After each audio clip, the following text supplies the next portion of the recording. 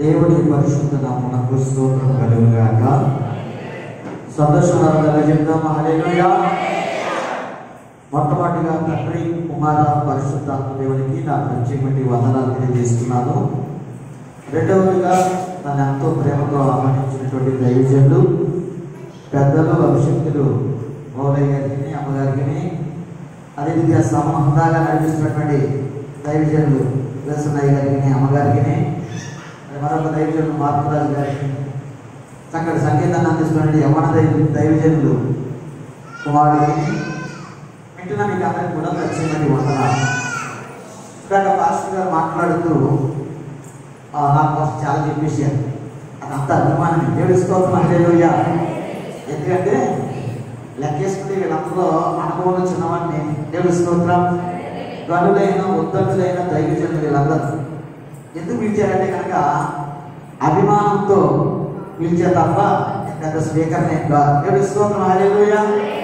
కాబట్టి ఈ రోజు నన్ను మీరు ఊహించుకుని ఏ రెండు మాటలు చెప్తాను, ఆ రెండు మాటలు మీరు హృదయాల్లో వేసుకుని వాటిని ఫలించబడ్డాక మీరు చక్కగా ఎదిగితే చాలు. నాకు అదే దీవెన, ఆశీర్వాదం. దేవుడి స్తోత్రం హల్లెలూయా. మంచిది. అందరి దగ్గర కత్తులు ఉన్నాయా? నా కత్తులు ఉన్నాయా? కత్తులు ఏ కత్తులు? ఒక ఆవిడ కత్తి ఏంటి బాబా అంటే ఆవిడ మైండ్ ఎక్కడ ఉందంటే ఇక్కడ కత్తి అంటే బైబిల్, పరిశుద్ధ గ్రంథం. దేవుడి స్తోత్రం హల్లెలూయా. దీన్ని జాగ్రత్తగా మనం ఏం చేయాలంటే బీరువాల పెట్టి తాళేసేయాలి. అంతే కదా? అంతేనా?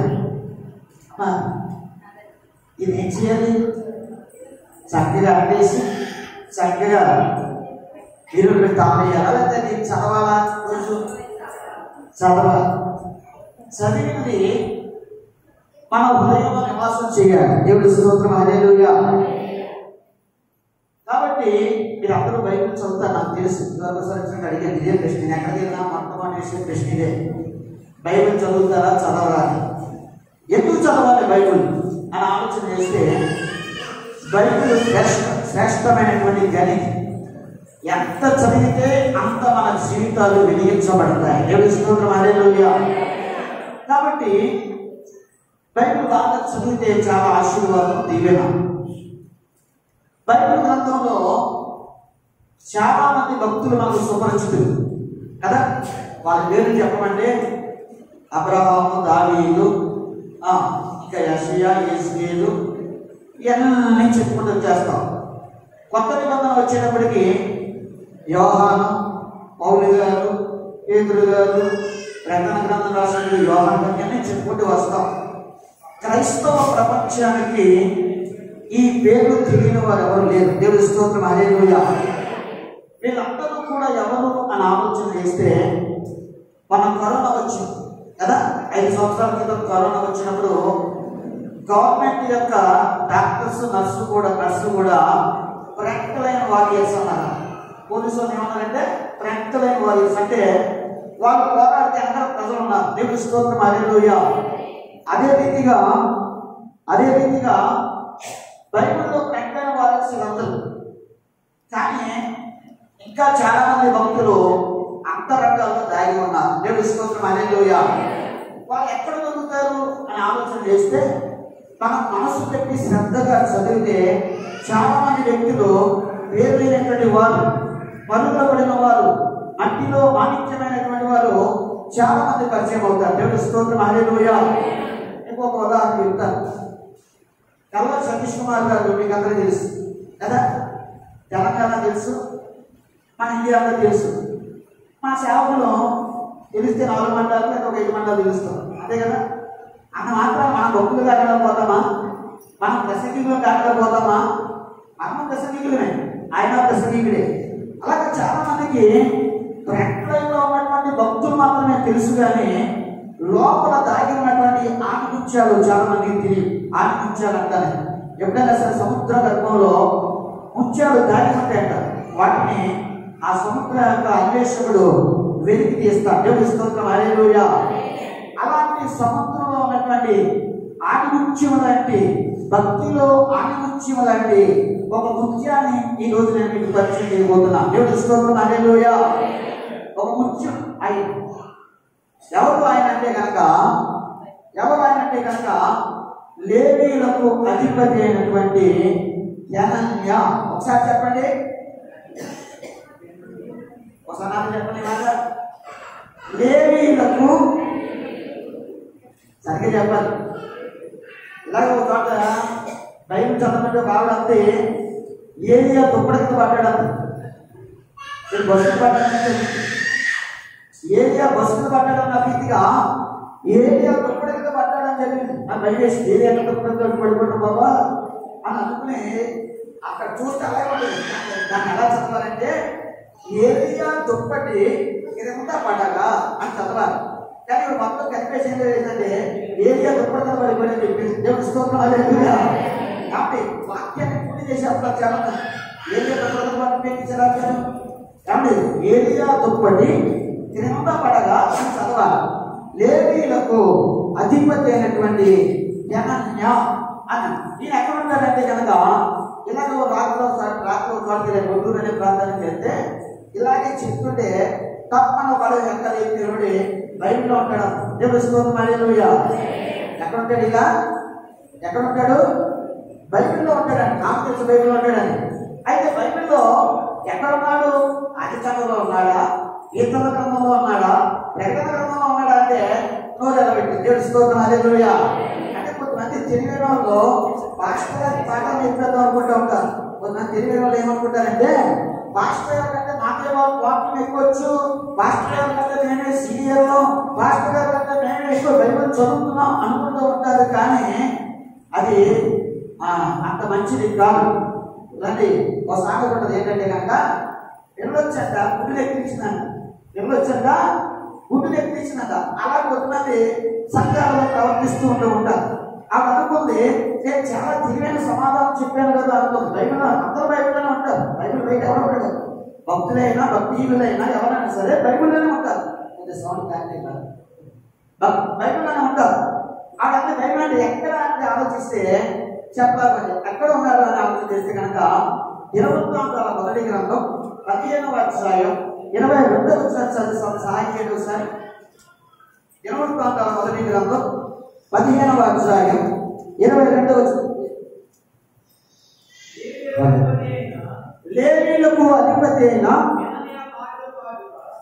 సారీ ఒక బైబిల్ అలా ఉంది, నా బైబిల్ అలా ఉందంటే కనుక కొన్ని బైబిల్ రాత్రి నాకు ఈ పొరపాటు అర్థమైంది. అక్కడ కూడా ఇదే కంప్లైంట్ వచ్చింది.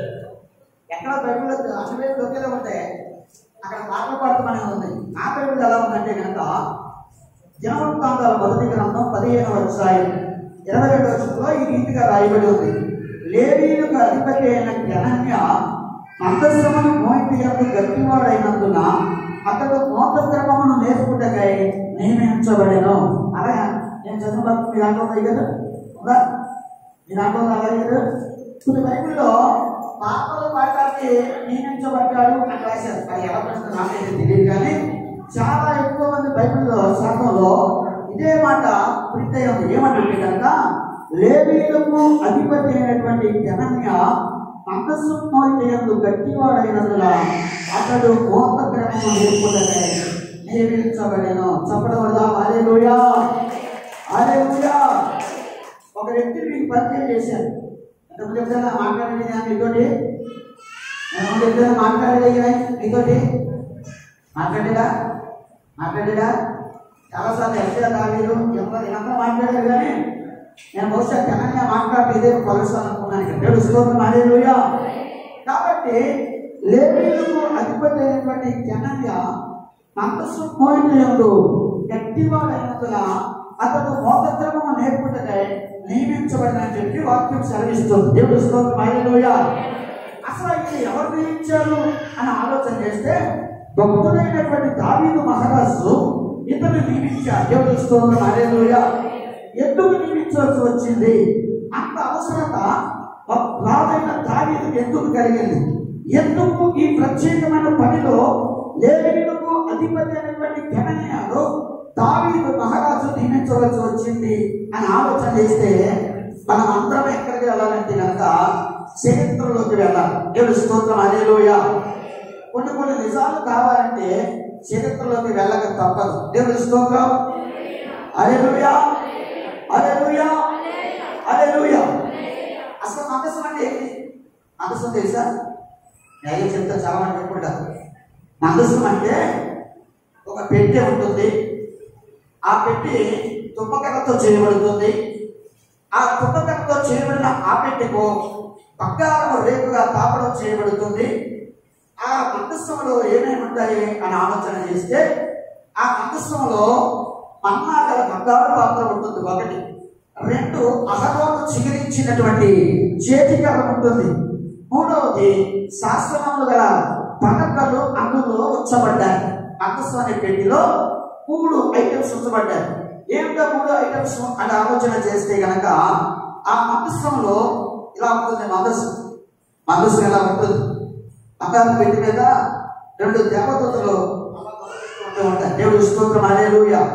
కాబట్టి భక్తుడైనటువంటి దావీదు స్థిరపడిన తరువాత, దీవించబడిన తరువాత, ఆశీర్వదించబడిన తరువాత అతనిలో ఒక కోరిక వెలువరించింది. ఏమిటా కోరిక అంటే, ఎలాగైనా సరే నేను స్థిరపడ్డా, ఎలాగైనా సరే జీవితంలో నేను నిలదొక్కున్నా, నేను స్థిరపడిన తర్వాత నా దేవుని మనస్సాన్ని ఎక్కడ తీసుకురావాలంటే కనుక సీయోను కొండలో తీసుకురావాలనే ఆలోచన కలిగి ఉన్నాడు. దేవుడి స్తోత్రం, హల్లెలూయా. ఈ రోజున చాలా మంది భక్తులు స్థిరపడక ముందర ఒక రీతిగా, స్థిరపడ్డాక మరొక రీతిగా వ్యవహరిస్తున్నారు. దేవుడి స్తోత్రం, హల్లెలూయా. స్థిరపడక ముందు ఏమంటారంటే, ప్రభువా నువ్వు నాకు బిడ్డను ఇస్తే నేను నీకు బిడ్డనిస్తానంటారు. కానీ ఆ బిడ్డలు ఇచ్చిన తర్వాత వాళ్ళకి మందిరానికి రావడానికి కార్యపడదు. కారణం ఏంటో తెలుసా? కాబట్టి ఈ పిల్లలతో మాకు పని అవ్వలేదంటే అంటారు. కొంతమంది వ్యాపారాన్ని అభివృద్ధి చేస్తే, ఒకవేళ ఫైనాన్షియల్ పరిస్థితులు అభివృద్ధి చేస్తే మేము మీకు నిత్యము తోడుగా ఉంటాం, ఎప్పుడు దైవసన్నిధిలో ఉంటాం అనుకుంటారు, ఎప్పుడు ఆ లేని పరిస్థితుల్లో. కానీ స్థిరపడిపోయిన తరువాత వారు ఇచ్చిన మాటను మర్చిపోయి దేవుడు లేడు, దెయ్యము లేదు, మందిరము లేదు, సేవకుడు లేదని వ్యవహరిస్తూ ఉంటారు. కానీ దావీదును దేవుడు అంతగా దీవించడానికి, దావీదును అంతగా ఆశీర్వదించడానికి, దావీదును దేవుడు అంతగా హెచ్చించడానికి కారణం ఏంటంటే కనుక తాను ఎక్కడి నుంచి వచ్చాడో అది గుర్తించుకున్నాడు. దేవుడి స్తోత్రం, హల్లెలూయా. చాలా మందికి తాను ఎక్కడి నుంచి వచ్చేదో గుర్తించుకోరు. ఒక పొజిషన్లోకి వెళ్ళిపోయాక ఆ రోజు ఏడు టైంలో అన్నం పెట్టిన వాడు గుర్తురాడు. తెలుసా నీకు ఆ విషయం? అన్నం పెట్టిన వాడు, వస్త్రాలు ఇచ్చిన వాడు గుర్తుకురాడు. కానీ దావీదులో సుఖం ఏంటంటే, దావీదులో ఔన్నత్యం ఏంటంటే, అతడు మహారాజు అయినా సరే, చక్రవర్తి అయినా సరే, అయ్యో నేను ఈ స్థితికి రావడానికి నా దేవుడే నా కారణం. చెప్పడం, హల్లెలూయా.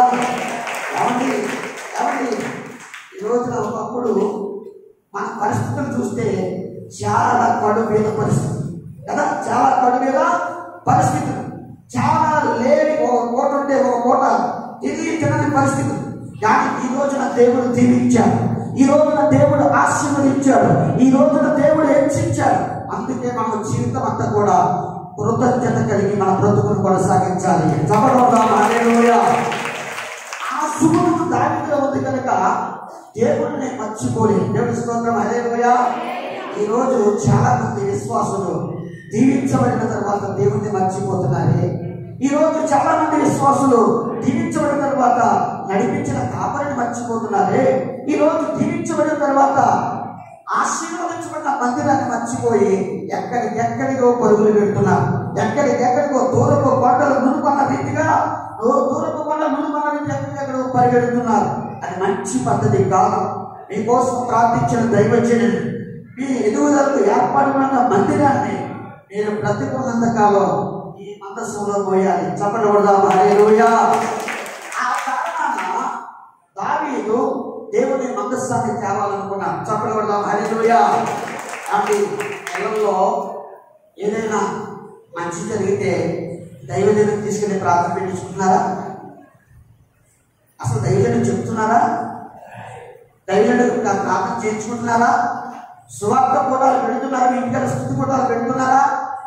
ఈ రోజు ఆ కొత్త ట్రెండ్ వచ్చింది. పాస్టర్ గారు చెప్పలేదు, పాస్టర్ గారు చెప్పట్లేదు, వాళ్ళే బైబిల్స్ ఒక అధ్యాయం చదివి ప్రార్థన చేసుకున్నారు చాలా చోట్ల. మీరు అలాంటి వాళ్ళు కాదు, మంచోళ్ళు మీరు. దేవుని స్తోత్రం, హల్లెలూయా. కొన్ని చోట్ల చూస్తున్నాను కాబట్టి ఒకవేళ అలాంటి దుర్మార్గపు ఆలోచన ఎప్పుడైనా మీకు వస్తుందేమో అని చెప్పి నేను ముందరే చెప్తున్నాను. దేవుని స్తోత్రం, హల్లెలూయా. మీ ఇంట్లో ఏ కార్యక్రమం జరిగినా, అది పెళ్ళవని, అది జ్ఞాపకార్థకుడు కావని, అది పుష్పావతి కార్యక్రమం అవని, అది పుట్టినరోజు అవని, సంథింగ్ ఒక బిడ్డ భాషమని, ఏది సరే దైవజనుడు ఆ కార్యక్రమం ఇంటికి వచ్చి అది వ్యవహరించాలి. దేవుని స్తోత్రం, హల్లెలూయా. దైవజనుడు చేతుల మీదుగా ఆ కార్యక్రమం జరగాలి. అదే కృతజ్ఞత. దేవుని స్తోత్రం, హల్లెలూయా. ఈ రోజున కొన్ని దిక్కుమాల పుట్టులను చూస్తున్నాం. కొన్ని దిక్కుమాల పుట్టులు మొన్న మా మేనర్ కాల్స్ చాలా అమలాపురం దగ్గర నుంచి వస్తుంటే ఒక పెద్ద ఆపరేషన్ కాబట్టి అక్కడ ఒక 10 మంది కూడా ఉన్నారు. కొంచెం బయటకు 10 మంది ఎవరు ఉన్నారు. అందులో ఒక అక్కడ నన్ను హే బ్రో అన్నాడు. నా వయసు ఎంత తెలుసా? నా వయసు మీకు పాస్టర్ గారు మీ వయసు నాకు శక్తి అన్నాను. అంతే కదా. 1974 పుట్టే నుంచి 50 సంవత్సరాలు అన్నాను. దేవుని స్తోత్రం, హల్లెలూయా. నాకు యాకేసి కూడా అంతా 10 సంవత్సరాలు ఉన్నాడు. గురువు అంటున్నాడు. ఏంటో గురువు అంటాడని చెప్పి ఆగి రాలినాను. మాకు పోయి మధ్యలో గాలి చేసుకొని దొంగలిపోయి రాలేదు ప్యాక్ చేయమన్నా అనుకున్నాం. కానీ పక్కన చూస్తే ఇంకొక మోటార్ సైకిల్ మీద ఒక 10 కేజీలు తెగెట్టాడు. దాని మీద క్యాండిల్ వెలిగించి హ్యాపీ బర్త్డే టు యూ నేను చెప్పడం మాట్లాడుతున్నాను. అదే పని కాదు. ఆ పుట్టినరోజులో సేవకుడు కానీ దేవుడు కానీ ఎవ్వరు లేరు. దిక్కుమాల పుట్టినరోజు. దేవుని స్తోత్రం, హల్లెలూయా. కానీ సేవకుడు ద్వారా ఇంట్లో జరుగుతున్న కార్యక్రమం ఎవరు సరిపా దేవుడు ఉంటాడు. హల్లెలూయా, హల్లెలూయా. కాబట్టి అలాంటి దిక్కుమాల పుట్టినరోజు ఎంకరేజ్ చేయొద్దు. ఏ కార్యక్రమైనా సరే దేవుడు చేసి దైవజనుడి చేతుల మీద సాగాలి. దేవుని స్తోత్రం, హల్లెలూయా. మరొక చోట చూస్తే ఒకడు గడ్డి పెట్టాడు తలకాయ ఉన్నాడు. గడ్డి పెట్టాడు తలకాయ అంటే మీకు అర్థమైపోతుంది. చెప్పట్లేదు, ఇది కనపడలేదు, వాళ్ళు కనపడలేదు. ఇలా వచ్చేసి చుట్టూ ఇలా అంటాడు. మరో పుట్టినరోజు చూసాను. దేవుని స్తోత్రం, హల్లెలూయా. అప్పుడు క్యాండిల్ వెలిగిస్తాడు కదా. క్యాండిల్ వెలిగించిన తర్వాత అదేదో కొత్తగా తెల్లగా ఉంటే ఏం చెప్పండి. నాకు చదువు ఈ కకాలో గడ్డి అడిగిపోయింది. ఈ కకాలు ఏమడిపోయింది? గడ్డి పెట్టి అడిగిపోయింది. అర్థమైందా? ఈ కకాలో గడ్డి పెట్టి అడిగిపోయింది. ఆడు కాకల అక్కడ పుట్టిన మాట పరదేశులము ప్రియులారా దేవుని స్తోత్రం, హల్లెలూయా. కాబట్టి దైవజనుడైనటువంటి దేవుడి సేవకుడు దావీదు మందస్సు తేవాలనుకున్నాడు. ఆలోచన మంచిదే, ఉద్దేశం మంచిదే. మరి మందస్సు తేవాలంటే అసలు మందస్సు ఎక్కడ ఉంది అని ఆలోచన చేస్తే మనసు ఎక్కడ అంటే ప్రత్యక్ష గుడారంలో ఉంటుంది మనసు. దాన్ని కాస్త ఏలి కుమారుడు ఏం చేశాడంటే పైకి తీసుకొచ్చేసాడు. యుద్ధంలో జయం వస్తుంది. దేవుడు వాళ్ళలో తోడుగా లేడు కనుక ఆ యుద్ధంలో ఫిలిష్తీయులు జయం పొంది ఆ మందసాన్ని ఫిలిష్తీయుల దేశం పట్టుకుపోయారు. ఫిలిష్తీయుల దేశం పట్టుకుపోతే పరిశుద్ధమైనటువంటి దేవుడు వాళ్ళకి గద్దల రోగాన్ని రప్పించాడు. గద్దల రోగం, క్యాన్సర్ అంటారు. ఎవడు చిన్నవాడు లేదు, పెద్దలు అందరికీ క్యాన్సర్, ఊరంతా క్యాన్సరే, దేశం అంతా క్యాన్సరే. కాబట్టి వాళ్ళు భయమేసి అరే పరిశుద్ధమైన దేవుడు సన్నిధిలో ఎవరు నిలబడగలడు, కాబట్టి ఇది కొంత మంచిది కదా మనకు అని చెప్పి వాళ్ళు ఏం చేశారంటే బంగారు పందికొక్కులను ఆ రూపంగా చేయించి అపరాధ బలిగా చేయించి ఒక కొత్త బండిని తీసుకుని దాటి మోయని పాడి ఆవులను తీసుకుని ఆ బండి ఎక్కించి వదిలేశారు. ఆ వదిలేస్తే ఆ బండి ఆ ఆవులు పాడి ఆవులు అడుచుకుంటూ బెత్లెహేము అనే ప్రాంతానికి వెళ్ళిపోయింది. బెత్లెహేము అనే ప్రాంతానికి వెళ్ళిపోతే వాళ్ళు ఏం చేశారంటే అసలు ఇది బాగుంది, బంగారు పెట్టి బాగుంది, చూడటానికి చాలా బాగుంది, ఇందులో ఏముంటుందని ఒకడు తిరిగి చూస్తే అక్కడ ఇంచుమించు చాలా మంది ఇంచుమించు 50,000 పైన మంది ఎంతో మంది అక్కడ చనిపోయారు. భయం వేసింది. దయచేసి ఏం చేశారంటే కనుక దాన్ని అక్కడి నుంచి కిర్యాతయీమ్ అనే ప్రాంతానికి పంపించేశారు. దేవుని స్తోత్రం, హల్లెలూయా. అక్కడ మందసం 20 సంవత్సరాలు ఉండిపోయిందంట ప్రియుల. 20 సంవత్సరాలు మందసం కిర్యాతయీమ్ అనే ప్రాంతంలో ఉండిపోతే అప్పుడు సౌలు రాజుగా ఉన్నాడు. సౌలు మరణించిన తర్వాత తదుపరి భక్తుడైనటువంటి దావీదు రాజుగా స్థిరపడిన తర్వాత ఇప్పుడు మందసాన్ని తీసుకురావాలనుకుంటున్నాడు. హల్లెలూయా, హల్లెలూయా. అప్పుడు దావీదు మహారాజు దాకా క్యాబినెట్ మీటింగ్ ఎక్కడ ఎలాగే అందరినీ పిలిచి 30,000 మంది సూర్యుల సభకు వచ్చాడు. మరి అబ్బాయి, నాకు ఒక కోరిక ఉండిపోయింది అబ్బాయి, నాకు ఒక ఆలోచన వచ్చింది. దేవుని మందసాన్ని మన సీఎంలు కూడా దావీదు పురాణం తీసుకురావాలి. అది ఎలా తీసుకురావాలంటే కనుక మనమందరం వెళ్దాం. 30,000 మంది సూర్యులు సమకూర్చాడు, పాటలు పాడేవారిని సమకూర్చాడు, సితారాలు, తాళాలు, మేళతాళాలు వాయించేవారిని సమకూర్చాడు, లేవీయులను సమకూర్చాడు. వీళ్ళందరూ కలిసి ఆ మందసాన్ని వెళ్ళారు. అక్కడికి వెళ్ళారు. కనబడి వెళ్ళారా?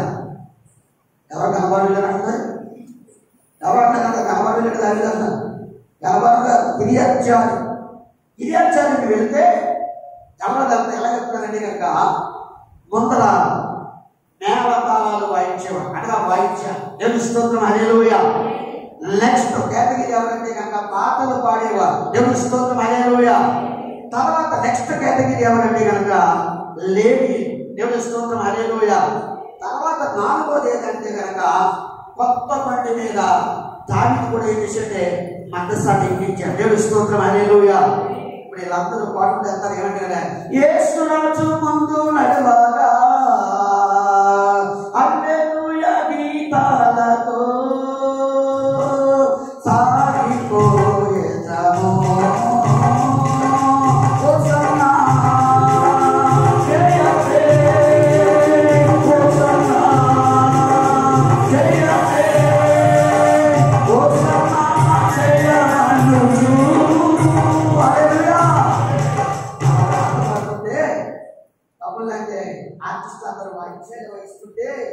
అసలు చూడవచ్చుగా, చాలా చూడవచ్చుగా ఉన్న దృశ్యం ఎలా తెలుసా?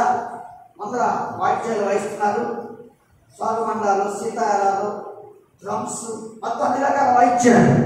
తర్వాత పాటలు పాడేవారు, తర్వాత లేవీయులు, ఆ వెనక మందసం, కొత్త బండి మీద మందసం. ఇలా చూస్తుంటే ఒక ప్రధానులు వస్తుంటే ఆ గాంలో ఎలా వస్తుందో ఆ రీతిగా భక్తులైన దావీదు నాట్యం చేసుకుంటూ సంతోషిస్తూ వస్తుంటే సడన్గా ఏం జరిగిందంటే ఒక ప్రాంతానికి వచ్చేటప్పటికి, నాకోడు అనే ప్రాంతానికి వచ్చేటప్పటికి ఆ ఎద్దులకు ఆ కళ్ళకు వచ్చేటప్పటికి ఆ ఎద్దులకు కాలు జారిందంట. దేవుని స్తోత్రం, హల్లెలూయా. కాలు జారితే ఆ కొత్త బండి మీద ఉన్నటువంటి దేవుని మందసం అలా పడిపోతుంది. అలా పడిపోతుంటే భక్తుని ఒక యవనస్తుడు అంటే ఒక వ్యక్తి, అరే దేవుని మనసు పడిపోతుంది, అరే దేవుని మనసు పడిపోతుంది అని చెప్పి మందస్సం పడిపోకూడదన్న ఉద్దేశంతో ఆ మందస్సాన్ని పట్టుకోగానే జరిగిన సంగతి ఏంటో తెలుసా? ఆ వ్యక్తి కరెంట్ షాక్ కొట్టినట్టు కరెంట్ షాక్ తగిలి మందస్సం నుంచి ప్రభావం, శక్తి బయటకు వచ్చి ఆ వ్యక్తి అక్కడే ప్రాణాలు వదిలేశాడు. ఇది చూస్తున్నటువంటి జనాంగానికి భయం పట్టుకుంది. అరే అరే మందస్సాన్ని తాగుతూ చచ్చిపోయాడే, మందస్సం తాగుతూ చచ్చిపోయాడు కంటే ఇంకా ఎదురుకంటే ఏమవుతుందో, ఇంకా తీసుకెళ్తే ఏమవుతుందో అని ప్రతి ఒక్కరూ భయకంపితులైపోయారు. ప్రతి ఒక్కరిలోనూ భయం పుట్టేసింది. అప్పటి వరకు ఉన్న ఉత్సాహం, అప్పటి వరకు ఉన్న సంతోషం, అప్పటి వరకు ఉన్నటువంటి ఆనందం ఆవిరైపోయింది. పిల్లలు ఆవిరైపోయింది. అప్పుడు వెంటనే దావీదు ఒక నిర్ణయానికి వచ్చి ఈ మందసాన్ని నేను తీసుకెళ్ళలేదు కనుక ఈ మందసాన్ని ఎక్కడ పెట్టాలనుకుంటే కనుక హిత్తీయుడైనటువంటి ఓబేదేము ఇంటి వద్ద ఉద్దేశించాడు. దేవుని స్తోత్రం, హల్లెలూయా. మన బైబిల్ చదువుతా చాలా మంది దేవుళ్ళు చెప్పుకుంటారు. వాక్యం 3 నెలలు అక్కడ ఉండగా ఓబేదేము ఇంటిని దేవుడు ఆశీర్వదించడం ప్రారంభించాడు. చెప్పడం వల్ల హల్లెలూయా. నేను అంటాను, దేవుని మందస్సును ఎక్కడుంటే అక్కడ ఆశీర్వాదం, దేవుని మందస్సును ఎక్కడుంటే అక్కడ దీవెన. కానీ మరి అక్కడ అలా ఎందుకు జరిగింది? ఏమంటే దేవుడు అన్యాయస్తుడా? దేవుడు అన్యాయస్తుడా?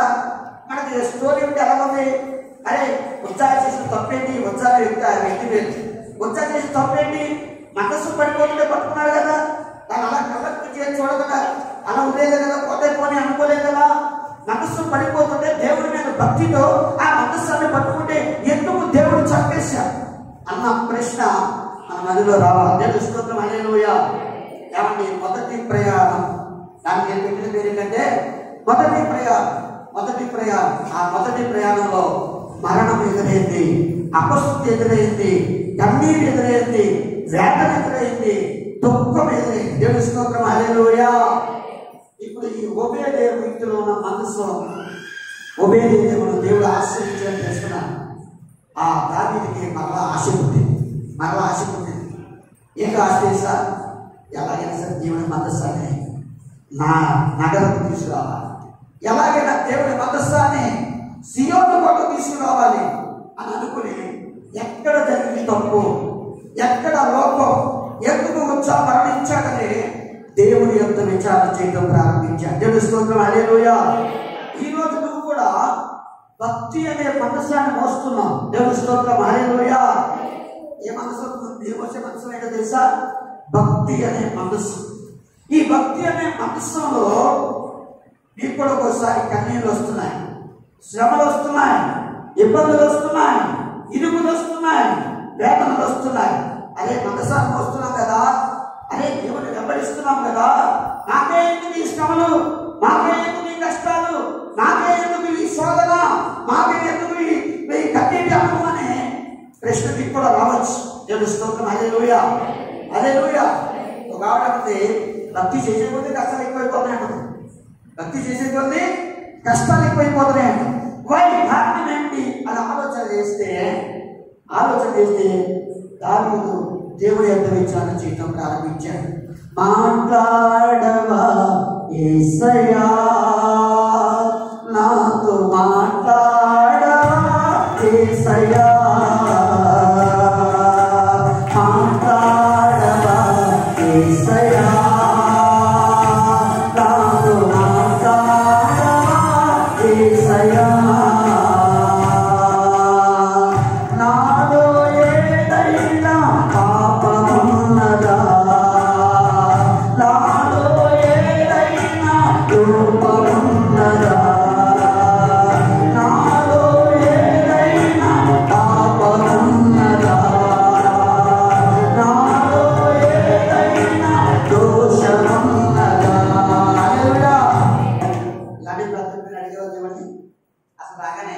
ప్రభువా నన్ను దీవించు, ప్రభువా నా భర్తను దీవించు, మంచిదే ప్రభువా నా బిడ్డను దీవించు, దీవించు కానీ మా అత్తగారిని కొడుకులు మాత్రం దీవించుకోమంటాం. దేవుని స్తోత్రం, హల్లెలూయా. నన్ను దీవిస్తే దీవించాలని మా అత్తగారిని కొడుకులను దీవించగా అంటాం. కానీ ఎప్పుడైనా ఇలాంటి ప్రార్థన దేవుని యొక్క విచారణ చేసేవా? దావీదు చేశాడు. అయ్యా లోకం ఎప్పుడు చెప్పయ్యా, ఎందుకు ఆ సంఘటన జరిగింది, ఎందుకు మరణం ఎదురైంది, ఎందుకు కన్నీరు ఎదురైంది, ఎందుకు వేదన ఎదురైంది అని చేస్తే అప్పుడు ధర్మశాస్త్రం లేని కాలంలో ఒక మాట అయితే దొరికింది. మనసు పోసే విధానం దొరికింది. కాబట్టి తప్పేంటో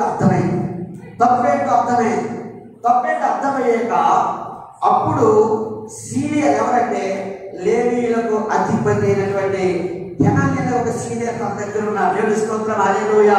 చూడండి, దినవృత్తాంతాల మొదటి గ్రంథం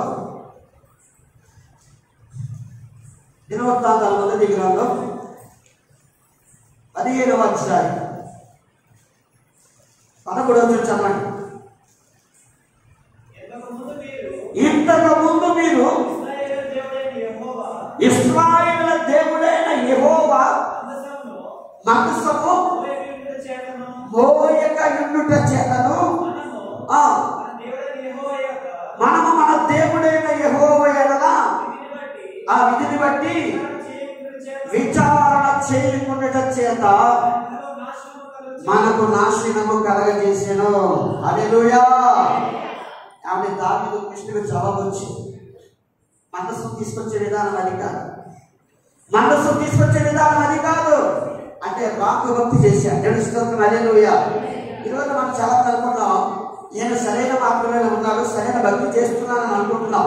అందుకే పట్టణంలో భక్తులు ఏమంటే తాను నిల్చున్నానన్న ప్రతి వాడు పడిపోకుండా జాగ్రత్త పడాలన్నాడు. దేవుని స్తోత్రం, హల్లెలూయా. అంటే మనం చేసే భక్తి మనకు ఎలా అనిపిస్తుంది అంటే మనం వెళ్ళేదే సరైన మార్గం అనిపిస్తుంది మన భక్తి. కానీ మన భక్తిని దేని ముందు సరి చూసుకోవాలంటే వాక్యము ముందు సరి చూసుకోవాలి. దేవుని స్తోత్రం, హల్లెలూయా. వాక్యం ముందు సరి చూసుకుంటే నువ్వెక్కడ తప్పిపోతున్నావో, నువ్వెక్కడ పడిపోతున్నావో, నువ్వెక్కడ దిగజారిపోతున్నావో, నువ్వెక్కడ వెనక్కి వెళ్ళిపోతున్నావో, నువ్వెక్కడ దేవుణ్ణి ఏడిపిస్తున్నావో, నువ్వెక్కడ దేవుణ్ణి హింసిస్తున్నావో ఆ వాక్యం అనే అర్థము ముందర నీకు ప్రత్యక్షం అవుతుంది. దేవుని స్తోత్రం, హల్లెలూయా. అలా చూడకుండా చాలా మంది ఏం చేస్తారంటే తమ సొంత ఆలోచన చొప్పున, సొంత కొలతలు చొప్పున, అరే నా భక్తి ఏమి లోటు, నేను భక్తి బాగానే చేస్తున్నాను, అరే నా విశ్వాసానికి ఏమి లోటు, నేను చక్కగా చేస్తున్నానని తమను తాము సమర్థించుకొని ఆ మందసాన్ని సరిగా పోయిన కారణాన్ని బట్టి ఇంటిలో కన్నీళ్లు, ఇంటిలో శాపం, ఇంటిలో వేదన, నీకు చేసే పనిలో కష్టం, ఇవన్నీ కారణం ఏమో తెలుసా? మందస్సు సరిగా పోయాలి. చెప్పడవద్దా? హల్లెలూయా. మందస్సు సరిగా పోయకపోతే ఆనాడు ఉద్యోగం మరణం ఎదురైంది. కానీ ఈ రోజు మన మందస్సు సరిగా పోయకపోతే మరణం కాదు కానీ శారీరక బ్రతికే ఉంటాం, కానీ ఆత్మీయ జీవితంలో తెలుసా చచ్చిపోయిన వారం అయిపోతాం. దేవుని స్తోత్రం, హల్లెలూయా. కదా జీవించుచున్నావన్న పేరు మాత్రమే కానీ నీవు మృతుడవే. జీవించుచున్నావన్న పేరు మాత్రమే కానీ నీవు మృతుడవే. జీవించుచున్నావన్న పేరు మాత్రమే కానీ నీవు మృతుడవే. ఈ రోజున క్రైస్తవ ప్రపంచంలో పేరుకు క్రైస్తవులంటే, పేరుకు ఆరాధకులంటే, పేరుకు విశ్వాసులంటే, కానీ చాలా మంది జీవితం 100% మృతులే. కారణం ఏంటో తెలుసా? దేవుని మందసాన్ని సరిగా పోయిన కారణాన, దేవుని మందసాన్ని సరిగా పోయిన కారణాన ఆ సంగతి దావీదుకు అర్థమైంది. అప్పుడు ఆ లేవీయులకు అధిపతైనటువంటి కెనన్యాన్ని పిలిపించాడు. కెనన్యా మా చదివే కదా మూలవాక్యం. లేవీయులకు అధిపతైనటువంటి కెనన్య మందస్సు పోయిన యందు గట్టివాడు కాబట్టి అతడు మోసక్రమం నేర్పుటకై నియమించబడ్డాడు. చెప్పడబడదా? హల్లెలూయా. అంటాను సైకిల్ తొక్కేవాడికి వచ్చేవాడికి సైకిల్ కొనిచ్చే సైకిల్ ఎక్కుతున్నారు. వాడు సైకిల్ ఎక్కేసినప్పుడు డైరెక్ట్ ఏమైపోతాడు? వాడికి దెబ్బలు అయిపోతాడు. తండ్రి ఏం చేస్తాడు? రే ఆయన అలక్క ముందర వచ్చేటప్పుడు పెడలు తెచ్చుకునేవాడు. పెడలు తర్వాత సీట్ ఎక్కేవాడు. తెలుసుకోవాలి. హల్లెలూయా. అలా పట్టుకుని లేపడానికి తండ్రి ఉండేవాడు, లేక నాన్న ఉండేవాడు, ఎవరో ఒక డ్రైవర్ ఉండేవాడు. అలాగే భక్తి అనే మందస్సాన్ని నీవు కరెక్ట్గా పోయాలి అంటే కనుక నీకు ఒక ట్రైనర్ ఉండాలి. దేవుని స్తోత్రం, హల్లెలూయా. నీకు ఒక సహాయకుడు ఉండాలి. అప్పుడు అర్థమైంది దావీదుకి. లేవీయులకు అధిపతి అయినటువంటి కెనన్యాను పిలిపించి లేవీయులకు మనస్సు బయట నేర్పించని ఆజ్ఞయించాడు. చెప్పడవదా? హల్లెలూయా. మొదటి ప్రయాణంలో అపశృతి, మొదటి ప్రయాణంలో మరణమైంది. ఇప్పుడు మరలా తనను తాను సరిదిద్దుకుని మరలా ఎవరు తీసుకెళ్ళాడో తెలుసా? వాయిద్యాలు వాయించేవారు తీసుకెళ్తున్నారు. తర్వాత డ్రమ్స్ కొట్టేవారు, వాయిద్యాలు పాటలు పాడేవారు తీసుకెళ్తున్నారు. తర్వాత మళ్ళా లేవీయులు తీసుకెళ్తున్నారు. కానీ ఇప్పుడు లేదు ఏంటో తెలుసు? రెండో ప్రయాణంలో బండి లేదు, కొత్త బండి లేదు. దేవుని స్తోత్రం, హల్లెలూయా. కొత్త బండి లేదు. మనుషులు ఎలా తీసుకొస్తున్నారు అని ఆలోచన చేస్తే కనుక లేవీయులు భుజ దండాల మీద ఆ మందసాన్ని మోసుకొస్తున్నారు. చెప్పడవదా? హల్లెలూయా. భక్తి అనేది ఎదరలో నెచ్చడం కాదు. భక్తి అనేది ఎక్కడ పోయారు తెలుసా? భుజ దండాల మీద పోయా. దేవుని స్తోత్రం, హల్లెలూయా. చాలా మంది భక్తి ఉట్టప్పుడు మోస్తారు. ఆదివారం నాడు మీ బంధువులు ఎవరికి వచ్చి ఏమండి వచ్చే ఆదివారం మా అబ్బాయి పెళ్ళి మీరు తప్పక రావాలని పాటిస్తారు. అప్పుడు మనం ఏం చేస్తాం తెలుసా? మనం ఏం చేస్తాం? ఈ ఇప్పుడు దాకా కుషత్తగా ఇది అక్కడ కొత్త పడి మీద ఎక్కి చేస్తాం. అక్కడే ఉన్న మనసు నేను పిలుగొని చెప్తాను. దేవుడి స్తోత్రం, హల్లెలూయా. ఎత్తుకున్న మనస్సాన్ని మన ఇంటి పరిస్థితులు తెచ్చుకో. దేవుడి స్తోత్రం, హల్లెలూయా. నా సాక్ష్యం చెప్తున్నాను. మా పిల్లమాంకల అమ్మాయి నాకు మరలా ఉంది, రమేశ్వర సాక్ష్యం. అదే మొట్టమొదటిసారి మా ఇంటికి వచ్చి పాటించి అల్లుడు గారు మీరు రావాలి అమ్మాయి తీసుకుని 4 రోజులు వచ్చేవారు. 7 రోజులు వచ్చిందాను, ఆదివారం అన్నారు. నేను రావాలని చెప్పాను. నేను రావాలని చెప్పాను. ఆ నాటికి ఆ వ్యక్తి 3 సంవత్సరాలు పంపించాడు. 3 సంవత్సరాలు మాతో మాట్లాడలేదు. ఎక్కడ కనబడినా అమ్మ పక్కకి వెళ్ళిపోయాడు, వదలిపోయాడు. నాకు తెలుసుకోవాలి, హల్లెలూయా. దేవుడి కంటే ఎవరు ఎక్కువగా? దేవుడి స్తోత్రం, హల్లెలూయా. దేవుడి కన్నా బంధుత్వాలు కానీ, మనుషులు కానీ, అధికారులు కానీ, రాజకీయులు కానీ దేవుడి కన్నా ఎవరు ఎక్కువ కాదు. అదే మనస్సు పోయినటువంటి అదే. ఆ రోజునే డాక్టర్ మీటింగ్ వెళ్తారు. ఇక అమ్మతారా రోజు ఆదివారం డాక్టర్ మీటింగ్ ఎక్కడికి చెప్పండి, తెచ్చుకొస్తారా? డాక్టర్ మీటింగ్ వెళ్తారా? కొంతమంది తిరిగి ఏమన్నా పాస్టర్ గారు మీకు తెలియదు ఏమన్నా మాకే చెప్తారు. పాత్ర మీకు తెలియదు ఏమన్నండి, చంద్రబాబు నాయుడు ఊరుకోడండి. పాస్టర్ గారు ఊరుకుంటాడా, దేవుడు ఊరుకుంటాడా? ఆలోచించండి. చంద్రబాబు నాయుడు చూస్తున్నారు కానీ దేవుడు చేస్తున్న జనాల్లో అది ఎక్కడ మనసు సరిగ్గా పోయాడు. మోహింట్లో కంటే కారణాలు ఇవే కారణాలు. కాబట్టి ఇప్పుడు ఈ 2వ ప్రయాణంలో అంతఃస్థాన్ని లేవీయుల భుజస్కంధాలు గంట మీద మోస్తున్నా. దేవుడి స్తోత్రం, హల్లెలూయా. అలా మోస్తున్నప్పుడు అది దేనికి సాదృశ్యంగా ఉందంటే కనుక సమర్పణకు సాదృశ్యంగా ఉన్నది. దేవుడి స్తోత్రం, హల్లెలూయా. అంతకుముందు ప్రయాణంలో వాళ్ళు సమర్పించుకోలేదు, వెళ్ళేది కానీ తేవడానికి వెళ్ళే ఉద్దేశం మంచిదే. కానీ సమర్పించుకోకుండా మంటసారి బయట తీసుకొచ్చేస్తున్నారు. కానీ 2వ ప్రయాణంలో తాను సమర్పించుకున్నారు. 2 అక్కడ దేవుడు చెప్పిన ఆజ్ఞను పాటించారు. చెప్పడం వల్ల, హల్లెలూయా. దేవుడు ఇచ్చిన ఆజ్ఞ ఏంటంటే మంటసారి బండి మీద కానీ వేరే విధంగా తీసుకురాకూడదు. లేవీయులు తమ భుజ దండాలను పోయాలి. అది దేవుడు ఆజ్ఞ. అంటే మొదటి ప్రయాణం ఏముందంటే స్తుతి ఉన్నది, మంచిదే. వాయించాలన్నది మంచిదే. కానీ దేవుడు నియమం పక్కదారి పెట్టేసి. దేవుడి స్తోత్రం, హల్లెలూయా.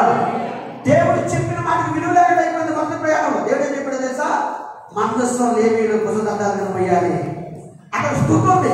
మన బాగా పాట పడుతున్నారే, భలే ఆరాధన చేస్తున్నారే, అరే భలే దేవుడు పాటిస్తున్నారే, అరే భలే వాక్యం వింటున్నారే అని అనిపిస్తారు. కానీ అక్కడ దేవుడు నియమాన్ని వారు గౌరవించలేదు. దేవుడి స్తోత్రం, హల్లెలూయా. అందుకు మరణం కారణమై దేవుడి స్తోత్రం, హల్లెలూయా. అని ఆయన ధర్మశాస్త్రాన్ని, ఆయన వాక్యాన్ని మనం తూచా తప్పకుండా పాటించాలి. ఒక ఆవిడ అంటుంది, మన ఆవిడ వచ్చిన ఎందుకంటుంది, పాస్టర్ గారు చాలా చక్కగా మాట్లాడతారు. పాస్టర్ గారు అమ్మా ఏమండి దేవుడు 100 ఆజ్ఞలు ఇచ్చాడు కదా, 99 పాటించేసాను. నేను 1 మాత్రమే పాటించలేదు, పర్వాలేదా? నేను పరలోకం వెళ్తానా? మీరు చెప్పండి, వెళ్తారా మీరు? అంటే ఆ ఉద్దేశం అంటే పక్కదమ్మా 99 పాటించాను, నువ్వే పెట్టాలి అక్కడేమనుకోదు. దేవుడి స్తోత్రం, హల్లెలూయా. నేను అన్నాను 100% దేవుడు చెప్పింది మన జీవితంలో జరగాలి. హల్లెలూయా. 100% దేవుడు చెప్పింది మన జీవితంలో జరగాలి. అది దేవుడి చిత్తం. ఇప్పుడు దేవుడి చిత్తం ఏంటంటే కనుక లేవీయులు భుజదండాలను పోయాలి మొదటిసారి. కానీ ఫిలిష్తీయులు బండికిచ్చినట్టుగా వాళ్ళు కూడా బండికిచ్చారు మొదటి ప్రయాణం. అందుకే మరణం వెళ్ళలేదు.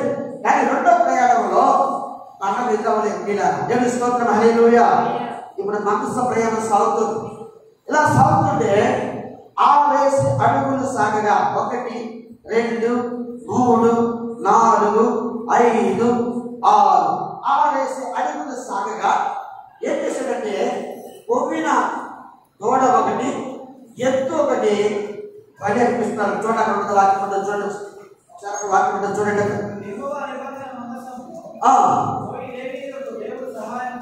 ఒకసారి చెప్తాను. ఒకసారి సమూయేలు మొదటి గ్రంథం 6వ అధ్యాయం. సమూయేలు మొదటి గ్రంథం 6వ అధ్యాయం.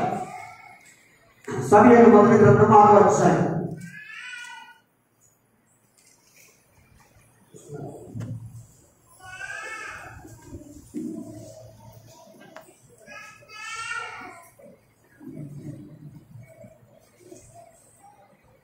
సమయం చెప్తాను సార్. 2 సమయాల గ్రంథం 6వ అధ్యాయం. సారీ, 2 సమయాల గ్రంథం 6వ అధ్యాయం చూస్తున్నారా? ఆ 11వ వచనం చూడండి. ఎట్లనగా యెహోవా మందసమును మోయువారు ఆవేశ అడుగులు సాగగా ఎత్తు ఒకటియు కొమ్మిన తోడ ఒకటియు వధింపబడెను. దేవుని స్తోత్రం, హల్లెలూయా. మొదటి ప్రయాణంలో ఇది కనపడలేదు. మొదటి ప్రయాణంలో ఇది కనపడలేదు. కానీ రెండవ ప్రయాణంలో ఏం కనపడుతుంది కనుక 6 అడుగులకు ఒకసారి బలి అర్పణ కనబడుతుంది. దేవుని స్తోత్రం, హల్లెలూయా.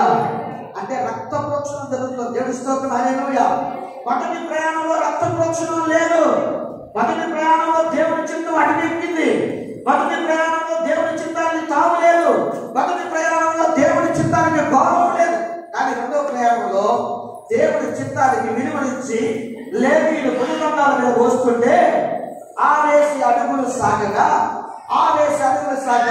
కొమ్మిన దూడలు ఒకటి ఎత్తు ఒకటి వధించబడుతున్నది. అంటే బలర్పణ చేస్తున్నారు. అర్థమవుతుందా? బలర్పణ చేస్తున్నారు. మీరు బాగా ఆలోచించాలి. కాబట్టి ఈ బహుశా నాకు నాకు లెక్క తెలియదు, బయట పడితే కనుక్కోవాలి. ఈ ఒబేదేవి ఇంటి నుంచి ఈ సీఎం కోటకి ఒక 3 కిలోమీటర్లు అనుకుంటాం. 3 కిలోమీటర్లు అనుకుంటాం. నాకు పూర్తి లెక్క తెలియదు, బైబిల్ పండితులు అడగాలి. తెలుసుకోదాం. 3 కిలోమీటర్లు 6 అడుగులు డివైడ్ చేస్తే ఎంత వస్తుంది? నేను లెక్క చెప్పాలి. 3 కిలోమీటర్లు 6 అడుగులు చెప్తుంది. లెక్కేస్తే అసలు ఎంత జరిగింది, ఎంత బలెప్ప జరిగింది. 6 అడుగులకు ఎత్తు ఒకటి, భూమిన తోడు ఒకటి, బలెప్ప రక్త ప్రోక్షణ జరిగింది. దేవుని స్తోత్రం, హల్లెలూయా. అంటే మొదటి దాంట్లో సమర్పణ ఉంది, రెండవ దాంట్లో అర్పణ ఉంది. దేవుని 6 అడుగులకు అర్పణ చెల్లించబడుతున్నాము. మన జీవితాలు కూడా మనము అర్పణ చెల్లించేవారు అనుకుంటా. దేవుని స్తోత్రం, హల్లెలూయా. అర్పణ చెల్లిస్తున్నారా? అది అర్పణ ఏంటి? చాలా మంది అర్పణ అదే ప్రతిష్ఠత అర్పణ, ముఖ్యమైన అర్పణ, దశమ భాగం, ఇవన్నీ కూడా మనం చెల్లించాలి. మన జీవితంలో అడుగులు సాగే కొలిది మనకు చెల్లిస్తూనే ఉంటారు. దేవుని స్తోత్రం, హల్లెలూయా. చాలా మంది ఎవరికై నష్టపోతున్నారు. ఇంకో విషయం చెప్తారు. నేను దేవుడి మందిరాన్ని కడుతున్నా. దేవుడి మందిరాన్ని కడుతుంటే ఎవరిని కూడా చేయబడలేదు. ప్రార్థన చేస్తుంటే ఒక రోజున మా మేనత్త గారు, మా నరసింహ గారు, వాళ్ళ అమ్మగారు, ఇంకోటి తెలుసు దగ్గర మా మేనత్త గారు, మా కాంగ్రెస్ బాగా కలవడారు. ఈయన ఎక్కడమ్మా అన్న, ఏమత్తయ్యా అన్న, అర్జెంటుగా ఇంటికి రావాలి. నాకు కంగారు వచ్చింది. ఎందుకో తెలుసా? ఏ జరిగిందని ఆలోచన చేస్తే అంతకుముందు ఒక 4 వారాల నుంచి ఆదివారం వచ్చేటప్పటికి ఆయనకి హార్ట్ కంప్లైంట్ ఉండి ఆవేశం వచ్చేసి హాస్పిటల్ ఎక్కడ తీసుకెళ్తామంటే ఒళ్ళినే రాజమండ్రి తీసుకుపోతాం. ఆదివారం వచ్చిందంటే చాలు మాకు దడ వచ్చేస్తుంది. 4 వారాలకు దడ వచ్చేస్తుంది. ఎందుకంటే పాట పడితే పొద్దు చేస్తుంది. ఈ పాట చచ్చిపోయి 10 వెళ్ళిపోతాం. అవి చచ్చిపోతేమని మొదటి వారం జరిగింది. మళ్ళీ బుధవారం డిశ్చార్జ్ అయిపోతుంది. బుధవారం వచ్చేస్తుంది. మంగళవారం హాస్పిటల్కి వెళ్ళిపోతుంది. బుధవారం ఇంటికి వచ్చేస్తుంది. 4 వారాలు 4,50,000 2 లక్షల రూపాయలు ఖర్చు అయిపోయాయి. ఆవిడ బాధతో ప్రార్థన చేసుకుంటే దేవుడు దర్శించాడు. చెప్పినాడు ఆత సాక్ష్యం, ప్రత్యక్ష సాక్ష్యం కాబట్టి చెప్తున్నా. తెలుసుకుంటున్నా చేస్తే ప్రభా యొక్క తర్వాత ఎలా అయిపోతున్నాయి చేస్తే దేవుడు ఒక దర్శనం చూపించాడంట. ఎనపెట్లో 100 గంటలకు చెదబెట్టి అయిపోతుంది డబ్బంతా అయిపోతాయేమో అని చెప్పి ఆ వెంటనే ఫోన్ చేసి 50,000 రూపాయలు చేతిలో పెట్టారు. దేవుని స్తోత్రం, హల్లెలూయా. బుధవారం జరిగింది ఆ సంగతి. అంటే 4వ తెలియజేసినప్పుడు 4వ బట్టి వచ్చేసారు అంటే 5వ బట్టి రెడీ అవుతున్నారు. 5వ బట్టి డబ్బులు రెడీ చేసుకోవాలి. వారం ఇది ఒక ఆటంగా అయిపోయి దేవుడి స్తోత్రం హల్లెలూయా. కానీ దేవుడి కృప ఏంటో తెలుసా, ఆ ఆదివారం ఒక సాటర్డే జరిగింది. మళ్ళీ హాస్పిటల్ వెళ్ళి దేవుడి స్తోత్రం హల్లెలూయా.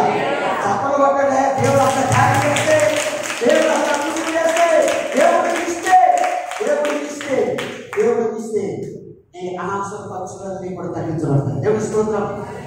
నీ ధనం వృధా కాదు, నీ కష్టార్జితం వృధా కాదు. 108 సంగీతం చెప్పాడు కదా, నిశ్చయముగా నువ్వు నీ చేతుల కష్టార్జితాన్ని నీవు అనుభవిస్తావు. దేవుడి స్తోత్రం హల్లెలూయా.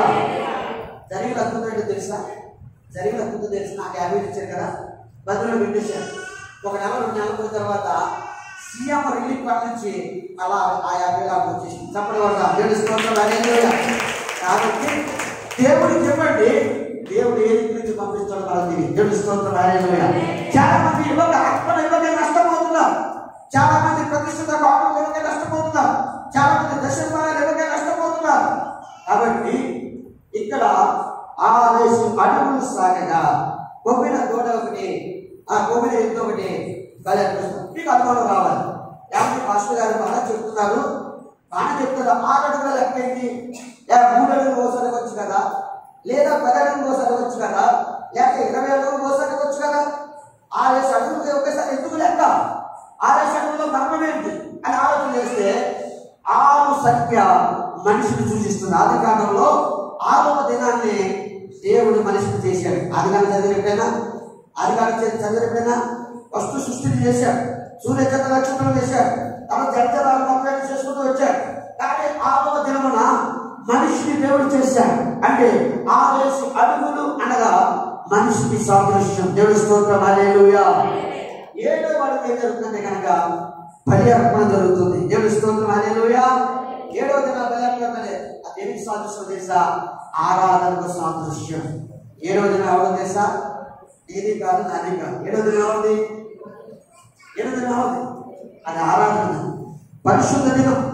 ఆ దినం మనం ఏం చేయాలంటే డాక్టర్ లేకుండా దేవుడి సన్నిధిలో మనం ఆరాధించాలి. పాట మాత్రం పాడతాం, ఏమంటాం, రాజాది సన్నిధిలో బయటికి వెళ్ళిపోతాడయ్యా.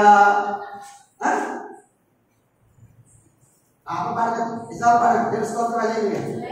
మన దొరకడికి వెళ్తే ఒక ఆవిడ దుబాయ్ వచ్చిందట. దుబాయ్లో వస్తే ఎవరు తెలుసు కదా,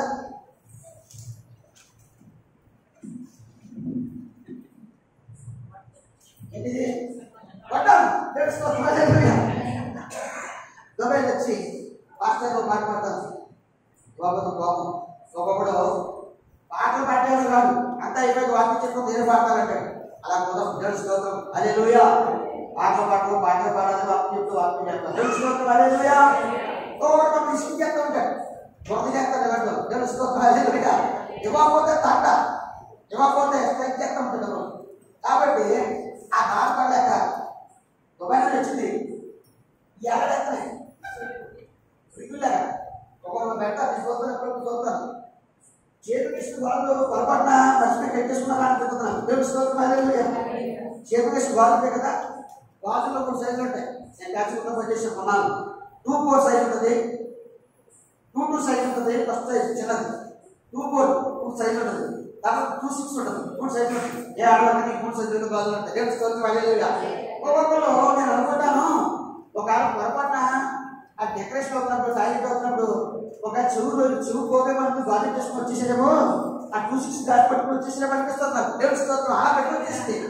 అంటే పాట పాడమన్నా అప్పుడు ఆమె పాడుతుంది, తనువు నాది దీగోకై కొనుమో ప్రభువా. బైబిల్ నుంచి పాడదు. ఆ పాట ఒక శాఖం ఉంటుంది ఏంటంటే నాకు రాత పాట, బంగారం నీదే నీకే సమర్పిస్తానంటుంది. పాటగా గుళ్ళు పడిపోతుంది. తెలుసుకోవడం హల్లెలూయా. ఏం చేస్తున్నా ఎవరు పడుతుందా, బిల్డింగ్ వచ్చి తీయాలండి. కానీ భాష రూపాయలంటే ఒకటి వచ్చి బిల్లి కట్టినట్టు రూపాయలంట, బిల్లి కట్టినట్టు రూపాయలంట. కానీ ఏమంటే మనువు నాదిగో గై పనుమో దేవా అంటే పాట ఎక్కడికైనా, పాట ఎక్కడికి వస్తుంది, కావాలి. తెలుసుకోవాలి అలాంటి పిచ్చి పాట పాడు. ఏమంటే మనం ఏ పాట పాడుతున్నామో మన ముందులో అదే చూపించాం. తెలుసుకోవాలి. హల్లెలూయా హల్లెలూయా. ఏమంటే ఏడో అడుగు ఆరాధనలో ముగ్గురుగా ఉంది. చెప్పడబడదాం. హల్లెలూయా హల్లెలూయా. కాబట్టి ఆ రెండవ ప్రయాణం సక్సెస్ అయింది. చూద్దాం. దినవృత్తాంతాల మొదటి గ్రంథం 16వ అధ్యాయం. ఈ ప్రకారం ఈ ప్రకారం అంటే రెండవ ప్రయాణంలో ఈ ప్రకారం చేశారు. ఏ ప్రకారం అంటే లేవీయులు గంట మీద మనసాలు పోసారు. 6 అడుగులు సాగగా ఎద్దులు దూడలు వదిలించారు. 7వ అడుగు ఆరాధన చేశారు. దేవుని స్తోత్రం. హల్లెలూయా. ఇవి నీ జీవితంలో ఉండాలి. దేవుని స్తోత్రం. మనసు వచ్చే నీ జీవితంలో ఇవి ఉండాలి. దేవుని స్తోత్రం. అందుకే బాప్తిజం తీసుకున్నట్టు అడుగుతారు ఫాస్ట్ గా. అమ్మా బాప్తిజం ప్రమాణం తెలుసా? ఎప్పుడు ప్రమాణం చేస్తాడు? ఎప్పుడు ప్రమాణం చేస్తాం? బాప్తిజానికి పెళ్లికి కదా. బాప్తిజానికి పెళ్లికి బాప్తిజం అడుగుతారు పాస్టర్. నేను ఎవరైనా గోతులు చేస్తున్నారా లేకపోతే నువ్వు వెతుకుతున్నావా? అంటే దాని బాగంటే నేను ఎవరైనా అభ్యర్థి పెడతామా లేకపోతే నువ్వే కావాలి రక్షణ అంటాం. నాకే కావాలంటే తప్ప చాలా బాగుంది చెప్పు. లేకపోతే చెప్పినప్పుడు అప్పుడు ఎక్కడికి ఆ రోజు సాక్షి రికార్డింగ్ చేయాలి. ఎవరో మా తెచ్చి పెడితే నువ్వు మన రికార్డింగ్ ఇచ్చేది అమ్మా. ఆదివారం వస్తావా? ఆరాధనకి వస్తానయ్యా. మంగళవారం వస్తావా? వస్తానయ్యా. శుక్రవారం వస్తావా? వస్తానయ్యా అంటారు. మాటిచ్చేస్తారు. అంటే మాట్లాడి చెప్తాం. సుఖమైపోయినప్పుడు మాటిచ్చేస్తారు. ఒక 2-3 నెలల్లో మమ్మల్ని ఎదురవడం అలాగే వచ్చేస్తారు. దేవుని స్తోత్రం. హల్లెలూయా. మమ్మల్ని ఎదురవడం ఉత్సాహం అలాంటి. దేవుని స్తోత్రం. ఒక 6 నెలల తర్వాత రక్తక్రమంగా మందిరాన్ని మానేస్తూ ఉంటారు. దేవుని దూరంలో ఉంటారు. ఒకేసారి మాటే స్లో పాయిజన్ అంటారు. చూసారా? నర్సింగ్ బాగా అర్థం. స్లో పాయిజన్ చంపేస్తూ ఉంటారు మనిషి. భక్తిని కూడా అలా చంపేస్తూ ఉంటారు. శుక్రవారం నవరాత్రి మంగళవారం ఆదివారం కనపడ్డారు. ఒకడు క్రిస్మస్ కనపడ్డారు. మరి భక్తి ఎడగాలి. క్రిస్మస్ కనపడ్డారు. ఒకడు శుభార్త కూడా కనపడతారు. దేవుడి స్తోత్రం. హల్లెలూయా. దేవుడి సన్నిధిలో 7వ ఆదివారం ఆరాధన. నీకు ఎన్ని పనులున్నా సరే, నీకు ఎంత డబ్బు వచ్చినా సరే, నీకు ఆరోగ్యం బాగోకపోయినా సరే దేవుని అందరూ కనపడాలి. దేవుడి స్తోత్రం. హల్లెలూయా. మొన్నండి మా చూసుకో ఒక పెద్ద ఆపరేషన్ చేయించుకోండి. నిజా చెప్పకపోతే పెద్ద ఆపరేషన్ అంటే పట్టుకో చేస్తారా? పెద్ద ఆపరేషన్ అంటే ఏం చేస్తారు చెప్పలేదు. కాబట్టి చేయించుకోమన్నారు ఇక్కడ ఉన్నారా? అది ఎన్ని రోజులు మంచమే పడుకోవాలి. పెద్ద ఆపరేషన్ ఎన్ని రోజులు అనుకో 6 నెలల ఉండట్లేదు. నాకు తెలిసి ఒకరు వచ్చారు. ఆ కళ్ళు చెప్పాడు. ఆదివారం వచ్చింది. అదే రాదు. నేను వెళ్ళి సాగిపోయాను. అమ్మ మంది మాట్లాడి తీసుకున్నాను. కరెక్ట్ ఆపరేషన్ చేసుకున్నానంటే కరెక్ట్ ఆపరేషన్ చేసుకున్నాను. పెద్ద ఆపరేషన్ నాకు నాయకువా ఏమండి? నేను ఒక వీడియో చూసాను. నిజం వీడియో చూస్తున్నాను. ఒక వ్యక్తి ఐసీలో మంచం మీద ఉన్నాడు. ఇవన్నీ పెట్టేశారు. బట్టాలు అన్నీ పెట్టేశారు కదా. పెట్టేస్తే ఆయన అడుగుతున్నాడంట, నేను మందిరానికి వెళ్ళాలంట. ఆదివారం మందిరానికి వెళ్ళాలంటాడు. బాబా చక్కగా మనం చంపే పాస్టర్ తింటారు. ఈ ఎడవ కోరిక వెళ్ళి కానీ అంటారు వాళ్ళు. అంటుంటే మీరు ఏమైనా సరే మన మందాన్ని తీసుకెళ్ళండి. మొత్తం నేను మందానికి ఎలా తీసుకొచ్చేది తెలుసా? ఆ మంచాన్ని అప్పుడు అడిగి మంచం లాక్కొచ్చింది. మందిరం అలా పెట్టేది. ఇలాంటి మందిరమే. అప్పుడు ఆ మంచం వ్యక్తి తమిళనాడు సండే మంచం మీద వ్యక్తి ఇలాంటి పాడ్కాస్ట్ తగ్గించింది. నేనేమైనా ప్రభువా నిన్నెకు తీస్తాను, నాకేమున్న ప్రభువా నీ కనిపిస్తాను.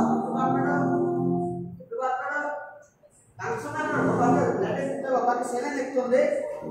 అతని విశ్వాసం ముందర ఎక్కేసుకుంటే మనందరి విశ్వాసాలు దేవుని స్తోత్రం. హల్లెలూయా. ఎంత ఆపరేషన్ చేసుకుంటే తలపడొస్తే అందరం మానేస్తున్నావే. నీ కోసం కల్వరి శిలువ మీద ఉదయం 9 గంటల మొదలుకొని 3 గంటల వరకు నరక యాతన అనుభవించిన ప్రభు శ్రమలో ఈ శ్రమ ఎక్కువ చాలా అల్పం. దేవుని స్తోత్రం. హల్లెలూయా. కాబట్టి ఆ రీతిగా దేవుని మనస్సాన్ని ఆ ప్రకారము ఎక్కడ తీసుకొచ్చారంటే కనుక చూడండి, ఆ ప్రకారం ఆ దేవుని మనస్సాన్ని తీసుకుని వచ్చి దావీదు దాని కొరకు వేయించిన గుడారమున నడుమ దాన్ని ఉంచి దేవుని సన్నిధిని దహన బలులను సమాధాన బలులను అది డైరెక్ట్ వచ్చారు కదా, పల్లెకి వచ్చిన దానికి ఎదిగిపోయింది అవలేదు తప్పింది. 3 కిలోమీటర్లు అనుకోండి, 6-7 అడుగులు చొప్పున 2 స్థలాలు తీసుకొని అసలు ఎన్ని దగ్గర తీసుకొని చాలా వేసినాయి. అయినప్పటికీ మరలా ప్రతిష్ఠించబడిన తరువాత మరలా సమాధాన బలులను ఆ బలులను అర్పించి యెహోవా నామమున దావీదు జనులను దీవించడం ప్రారంభించాడు. చెప్పబడగా ఈ ప్రయాణం సక్సెస్ అవ్వడం కారణాలు తెలుసా? ఈ 2 ప్రయాణం సక్సెస్ అవ్వడం కారణాలు తెలుసా? లేవీయులకు అధిపతి అయినటువంటి హనన్యా. దేవుని స్తోత్రం, హల్లెలూయా. మీ ప్రయాణం కూడా మీరు ఎక్కడ ప్రయాణం చేస్తారో తెలుసా? ఈ భూలోకం నుండి దేవుని మనస్సాన్ని ఎత్తుకుని పరలోక ప్రయాణం చేస్తున్నాం. దేవుని స్తోత్రం, హల్లెలూయా. మనం మాట్లాడతాం, పరలోకమే నా అంతఃపురము చేరాలనే నా తాపత్రయము, పరలోకమే నా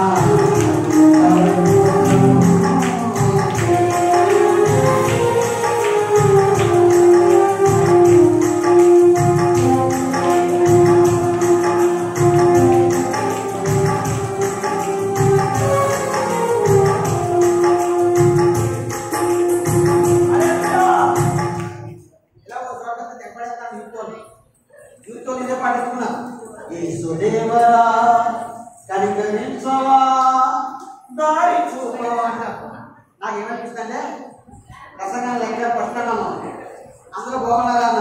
బాగా ఉన్నామండి అన్నారు. దేవుని స్తోత్రం, హల్లెలూయా. నేను పరలోకం వస్తానన్నా కూడా అన్నాను. దేవుని స్తోత్రం, హల్లెలూయా. ఇప్పుడు పాడారు కదా, పరలోకం రండి అన్నాను. ఒక 6 పుస్తకాలు చేశాందే, నువ్వు వెళ్తే బాగుంది అంటారు. నువ్వు వెళ్తే నీకు అంతా దేవుని చూడడానికి వెళ్ళిపో, నేను అంకలు వస్తానండి. నేను అంకలు వస్తున్నాను. ఏం పాడారు? చేరాలని తాపత్రయమంట. ఇదే ఒక మాట. దేవుని స్తోత్రం, హల్లెలూయా. చాలా కష్టం అంటుంది.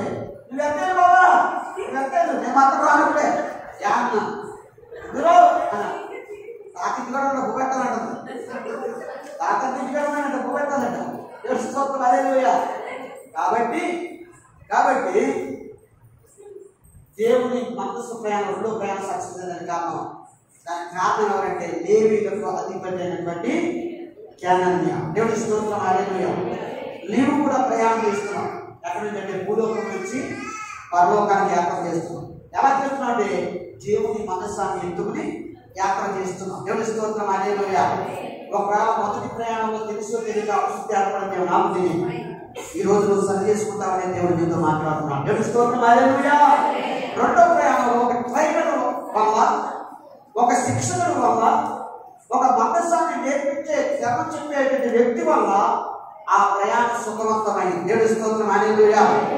ఆర్టీసీ బస్సు అంటాడు, బయట ప్రయాణం వాహనాల ప్రయాణం సుఖవంతం కాదు, ఆర్టీసీ ప్రయాణం సుఖవంతం అంటాడు. ఈ మధ్య ఆర్టీసీ బస్సులు కూడా వెళ్ళిపోతున్నాయి. దేవుని స్తోత్రం, హల్లెలూయా. కానీ మన జీవిత ప్రయాణం, పరలోక ప్రయాణం సుఖవంతం అవ్వాలంటే పరలోక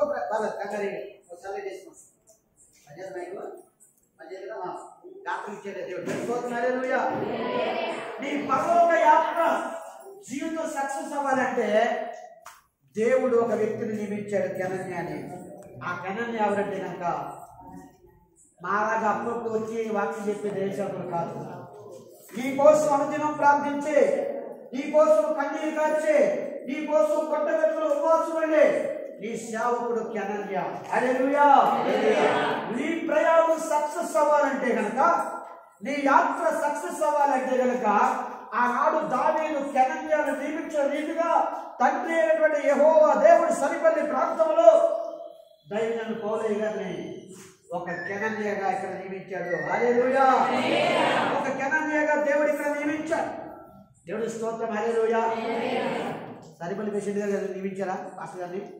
అండి మీకు అపాయింట్మెంట్ శాలరీ పేషెంట్ గారు ఇచ్చారా? మంగళాభిషేకం ఇచ్చారా?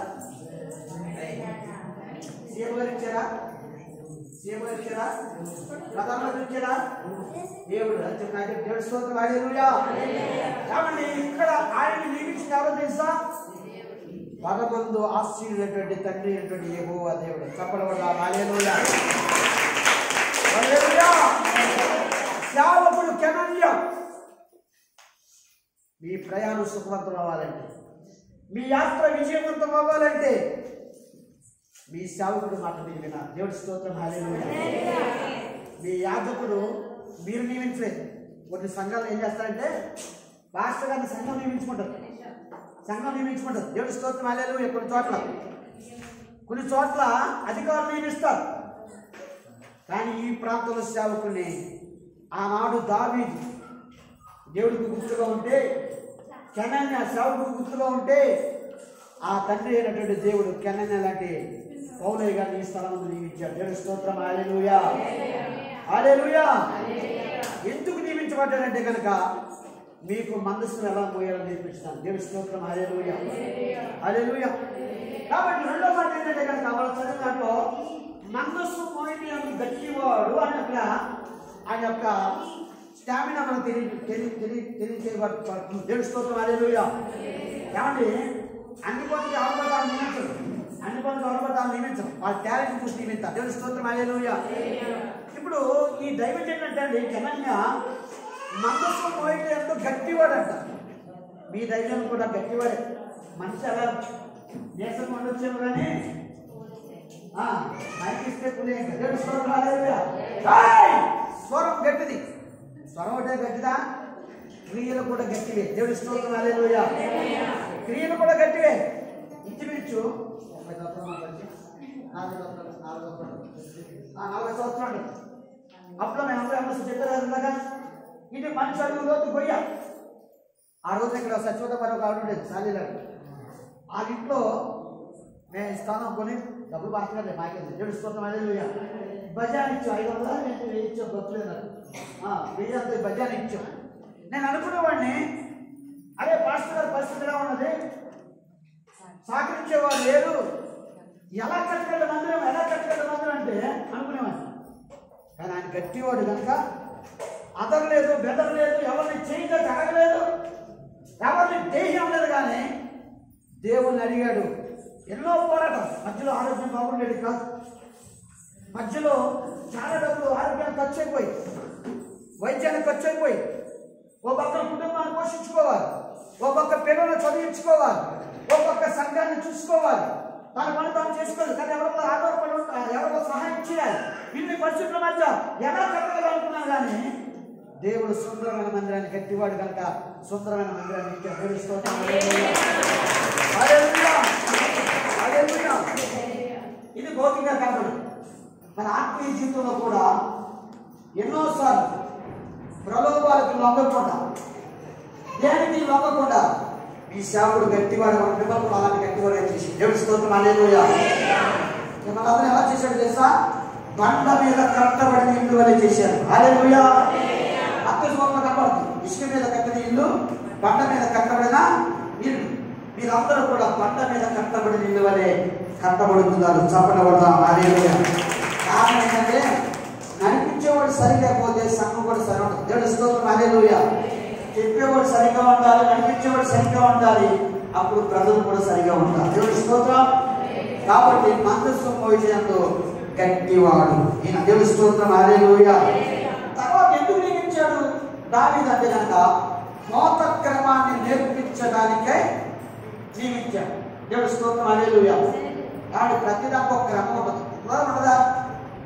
మనం ఎక్కడ యామ భోజనాలు లేదు, పెళ్లి భోజనాలు లేదు, యామ భోజనాలు లేదు. యామని తెలుసు ఫస్ట్ నైట్ భోజనాలు, పెళ్లి భోజనాలు, యామ భోజనాలు తేడా ఏంటి చెప్పండి. తెల్లది అవుతున్నారా? పెళ్లి భోజనాలు ఫస్ట్ నైట్ భోజనాలు తేడా ఏంటి చెప్పండి. మాసం అన్నీ ఉంటాయి. కాబట్టి ఆ భోజనం కూడా ఈ భోజనం తెచ్చేస్తా చాలా. దేవుడి స్తోత్రం. హల్లెలూయా. ఇంకో చోటకి అలాగే వెళ్తే కూర్చోబెట్టారండి, బాగా ఉంది. ఆపరేషన్ బాగా ఉంది, అన్నం పెట్టారు, బాగానే ఉంది. ఎంతో చిన్న కొట్టవాడు బకెట్ బకెట్ మంచి మంచి మంచిగా మధ్య మధ్యలో తిరిగేస్తాడు. అది నీకు వచ్చినది ఏమనుకున్నా ట్యాంక్ వస్తాయి, మిషనరీలు వస్తుంది. ఏంటంటే పెద్ద నాన్నగారు తీసుకున్నాడు చేసే కూడా ఎవరు మధ్య మధ్యలో తిరిగేస్తాడు. మా పిల్లలు కోపం వచ్చేసి మంచిగా లేచిపోయారు. అది మళ్ళీ పెద్ద వచ్చారు, బాబా అది మిగిదు అక్కడ తెచ్చాడు బట్టలు వచ్చేసాడు అని చెప్పి అలా కదా మళ్ళీ మమ్మల్ని అన్ని కొట్టించుకొచ్చారు. ప్రతిదానికి ఒక క్రమం మీరు భోజనం చేస్తారు ఇంటికాడ. మమ్మల్ని మధ్యాహ్నం తింటారా పూర్వం తింటారా? మధ్యాహ్నం తింటే ఏమంటారు? అంటే మమ్మల్ని మధ్యాహ్నం పూర్వం తెచ్చుకోదా ఎవడేమంటారు? కానీ ఒక క్రమం దేవుడి స్తోత్రం హల్లెలూయా. అలాగే భక్తిలో క్రమం ఉంది, మందిరానికి రావడంలో క్రమం ఉంది, ఇవ్వడంలో క్రమం ఉంది, వ్యవహారంలో క్రమం ఉంది. ఆ క్రమాన్ని దైవజనుడు నేర్పుతున్నప్పుడు మీరు తిరుగుబాటు చేయకూడదు. ఏం చేయాలి? నేర్చుకోవాలి. దేవుడి స్తోత్రం హల్లెలూయా. అందులో పక్కన జీవముల దేవుడి సంఘంలో జనులు ఎలా ప్రవర్తించాలో నేర్పు నాయన అంటారు. దేవుడి స్తోత్రం హల్లెలూయా. రాష్ట్రాలు నేర్పున్నాడు తెలుసా? మీకు నేర్పించడానుకున్నాడా? దేవుడి స్తోత్రం హల్లెలూయా. ఒక్కొక్కరు నేర్పుతున్నామంటే కష్టం, కోపం చేద్దాం, మనిషి కోసం కోపం చేద్దాము. నాకు చెప్తానండి, నీకు చెప్పొద్దామని చెప్పాలి, నీకు చెప్పొద్దామని చెప్పాలి. నీకు చెప్పాలి అక్రమంలో ప్రవర్తిస్తుంటే సేవకులు చూస్తూ ఊరుకోడు. ఏమన్నా కొంతమంది డబ్బులు వస్తారే అనుకుంటారేమో కానీ రగిలించబడే సేవకుడు ఎవరైనా అక్రమంగా ప్రవర్తిస్తే సంఘంలో నోరు తీసేస్తాం. దేవుడి స్తోత్రం హల్లెలూయా. డబ్బుల కోసం సేవకుడు డబ్బులు అక్కర్లేదు మాకు అసలు. దేవుడి స్తోత్రం హల్లెలూయా. ఆత్మల సంపాదన బాధ్యత. దేవుడి స్తోత్రం హల్లెలూయా. సరైన క్రమశిక్షణ సంఘంలో ఉండాలి. అది నేర్పుతాడు సేవలు. కొద్దిమంది నక్సలు చేస్తారు, తిరుగుబాటు చేసి వేరే సంఘంలో పోతూ ఉంటుంటారు. అలాంటి వాళ్ళు ఎక్కడ సెట్ అవ్వరు. అలాంటి వాళ్ళు ఎక్కడ సెట్ అవ్వరు. వారి జీవితంలో అపస్థితి ఏర్పడుతుంది. సేవకుడు నేర్పించేటప్పుడు నేర్చుకుంటే ఉన్నతమైన స్థానం వెళ్ళిపోతారు. దేవుడి స్తోత్రం హల్లెలూయా. అందుకోసమే దేవుడు ఆ దావీదు మహారాజు కెనన్యాన్ని నియమించాడు. ఈ ప్రాంతంలోనే సేవలు నియమించాడు. తర్వాత కూడా నాలుగో మాట ఏంటంటే కనుక ఐక్యతను నేర్పించడానికి దైవ సేవకు నియమించాడు. సంఘంలో ఐక్యత ఉండాలి. దేవుడి స్తోత్రం హల్లెలూయా. దాని సంఘంలో ఐక్యత ఉండాలి. ఇలాగ ఒక చోట వెళ్తే ఒక ఆవిడ భోజనం మీటింగ్ అయిపోయిన భోజనం తీసుకున్నారు. మీరు ఇక్కడ గర్భన పెడతాం తెలియదుగానే మా ప్రాంతాల్లో విశ్వాసం ఏర్పాటు చేస్తారు. సేవకులు భోజనం మాస్టర్ అంటాడు, విశ్వాసం నేను ఈరోజు పెట్టుకుంటాను, 4 పెట్టుకుంటాను, పెట్టుకుంటాను అని ముందుకు వచ్చి పెట్టుకుంటారు. అలా పెట్టుకుంటే మాస్టర్ తీసుకెళ్ళి మాస్టర్ చేతులు కూడా పెట్టారు. భోజనం పెట్టాలంటే డాక్టర్ అయ్యే మా బాధ్యత బాధ్యత సమానం చూడాలి.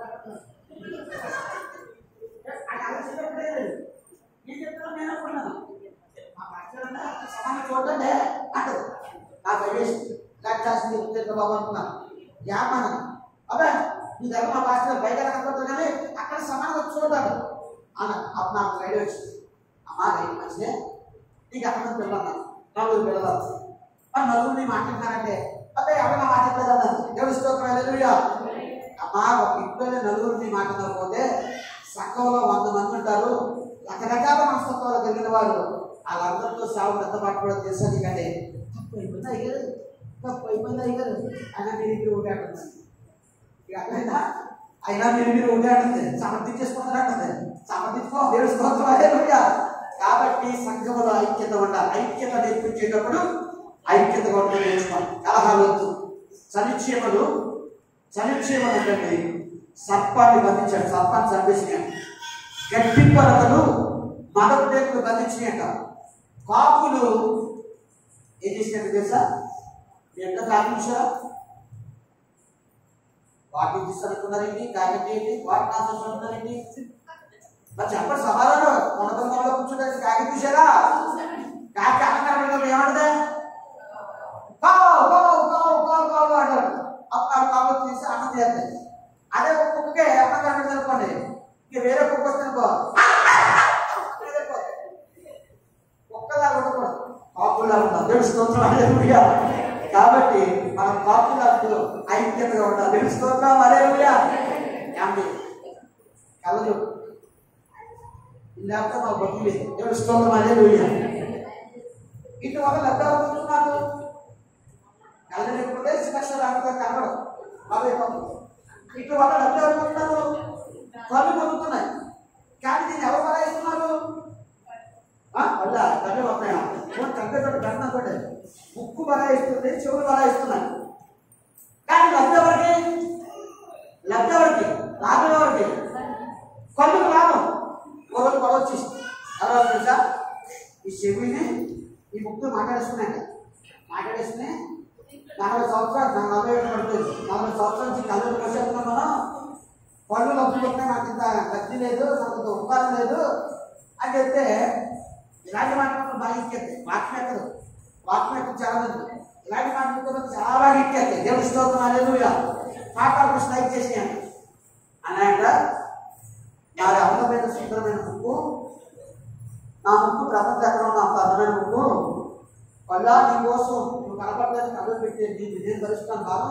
ఇక్కడ మచ్చలు పడిపోయి నా ముక్క కనపడుతుంది, నేను పెట్టుకున్నాను ముక్కు, నేను భరాయించాను. చెవులు అంటే కళ్ళుగా పొందపడుతుంది పట్టుకున్నా, నేను కూడా చేయమన్నాను.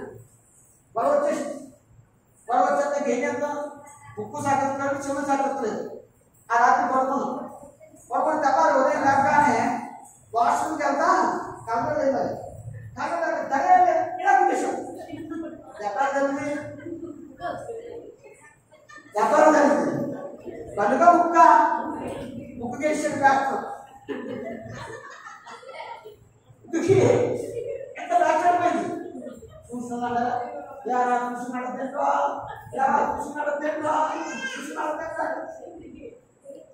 ముక్కు పచ్చడైపోయింది. కానీ ఎక్కువ తెలుసా, ఐక్యత రావాలి ప్రమాదాలు. అదే ఐక్యత ఉంటే కదా కళ్ళు పెడితే ఇలా గేట్ తీసుకుని చక్కగా వచ్చేసి కూర్చుంది. ఇప్పుడు ఇలా ఉద్దేశం పచ్చడైంది కాబట్టి ముక్కు తిరుగుబాటు చేస్తారు. దేవుడి స్తోత్రం హల్లెలూయా. తిరుగుబాటు చేస్తే ముక్కు పచ్చడైపోతుంది. దేవుడి స్తోత్రం హల్లెలూయా. ఐక్యతగా ఉండండి. బయట మాట్లాడదు.